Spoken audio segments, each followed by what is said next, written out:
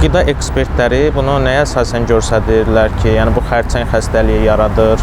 Yəni bu insanlarda bu hardasa da bir təşviş yaradır ki, bunu yesək olarmı, olmazmı? Yəni yaxşı olar ki, bunu sübutla, dəlillə göstərsələr daha yaxşı olar ki, cəmaət də inansın ona. Qida təhlükəsizliyi hər bir ailənin gündəlik həyatına birbaşa təsir edən və ən həssas məsələlərdən biridir. İnsanların istehlak etdiyi məhsulların sağlamlığa təsiri yalnız şəxsi seçim məsələsi deyil, həm də dövlət nəzarəti, ictimai etimad və sosial sabitliklə birbaşa bağlıdır. Azərbaycanda qida məhsullarının istehsalı, satışı və dövriyyəsi qanunvericiliklə tənzimlənir. Dövlət qurumları tərəfindən mütəmadi monitorinqlər aparılır. Sənədləşmə və laborator yoxlama tələbləri mövcuddur.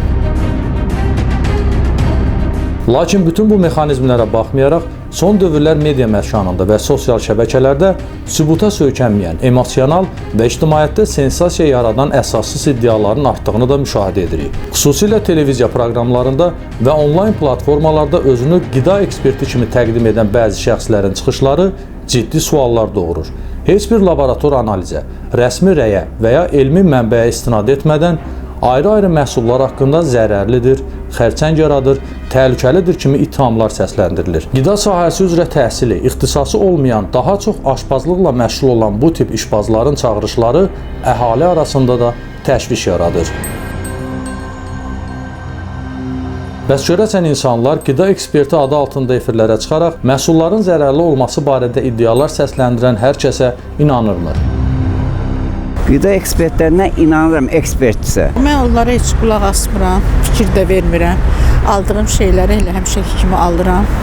Mənim üçün problem yoxdur. Problem ondadır ki, dırnaqarası qida ekspertlərinin çıxışları ümumiləşdirilmiş, qəti və hökm xarakterli nəticələrlə təqdim olunur.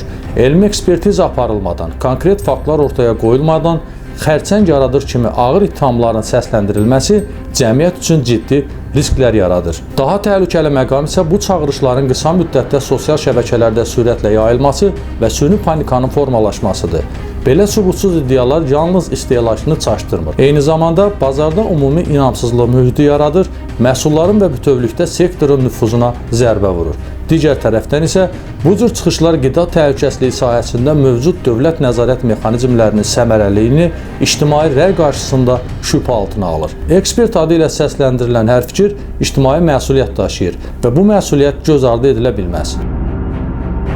Ekspert deyir sözü, o da onun öz fikridir. Sən elə çox fikir vermirəm mən onlara. Amma hər kəs özünün eksperti olmalıdır.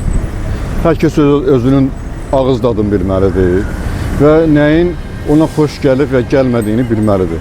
Və yenə mən inanmıram, mən istifadə edirəm. Azad İstehlakçılar Birliyinin sədri Eyüp Hüseynov Post TV-yə açıqlamasında bildirib ki, bəzi adamlar cəmiyyətdə özünə yer tutmaq üçün qida ekspertinə çevrilir, amma nəticədə cəmiyyətdə süni ajitaj yaradılır. Qeyd edim ki, marketlərə daxil olan mallar əlbəttə laboratoriyalardan keçirilir. Bir dənə mal hal-hazırda Qida Təhlükəsizliyi Agentliyi yarandan sonra marketlərdə yoxlamada marketlərə keçirilə bilməz, o cümlədən sərhəddən keçirilən mallar və s. Onların təhlükəsizliyi təmin olunur. Vallahi mən sosial şəbəkələrə girmirəm. Ona görə eşitmirəm hansı ekspert danışır, hansı ekspertlə nədən danışıla bilmirəm. Amma onu bilirəm ki, düz danışan da var, səhv danışan da var. Eləsi var, elə bir qeyri-adi bir şey yayır. Heç ekspert deyil, bəlkə deyir mən falan ekspertəm. O da insanlar arasında təşviş yaradır. Amma eləsi var, düzgün diaqnoz verir, deyir ki, falan yerdə falan şey düzgün satılmır. Belədir, belə. Yəni onların yaxşısı da var, pisi də var, onu dəqiq deyə bilmərəm. Bəs efirlərdə və sosial şəbəkələrdə dırnaqarası ekspertlərin sübutsuz iddialarına qarşı hansı nəzarət mexanizmləri mövcuddur? Ekspert adı ilə çıxış edən şəxslərin elmi və peşəkar məsuliyyəti necə tənzimlənir?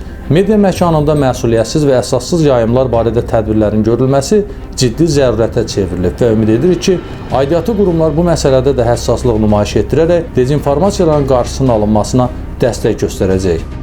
Uğursuz riyaziyyatçılar, uğursuz həkimlər yaşdaşanda şairə çevrilir və s. Bunu çox uzatmaq olar. Bəzi adamlar da cəmiyyətdə özünə yer tapmaq üçün qida ekspertinə çevrilir. Və çox təəssüflər olsun ki, bəzən geniş ajitaj yaradılır.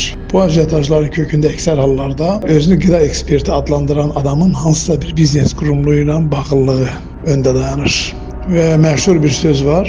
Dünyanı aldatmaq üçün 20 nəfər pula satılmış professor lazımdır. Yəni dünya istehlakçılarını aldatmaq üçün 20 nəfər pula satılmış professor tapmaq lazımdır. Bunu da hər vaxt tapmaq olar.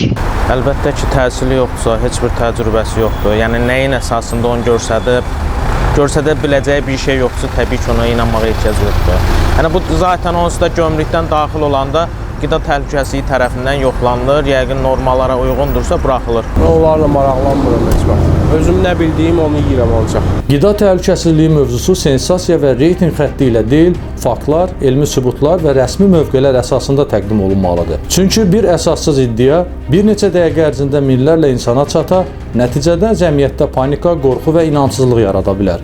Ekspert çıxışlarının elmi əsaslara söykənməsi, həssas mövzularda daha diqqətli və məsuliyyətli davranması əsas şərtdir.